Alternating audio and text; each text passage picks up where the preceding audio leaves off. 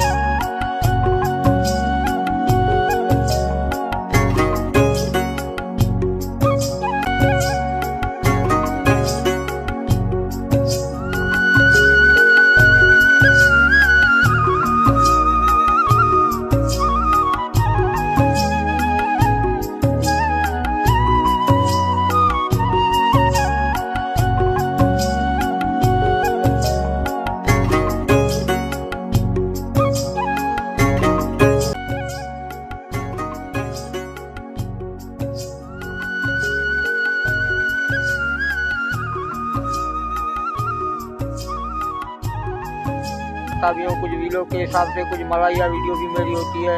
लेकिन मलाइया दोस्त आज मेरे साथ नहीं है, तो मैंने सोचा कुछ ना कुछ बना लें तो अच्छा होगा, कुछ ना कुछ दोस्तों को दिखाएं वो भी अच्छा होगा।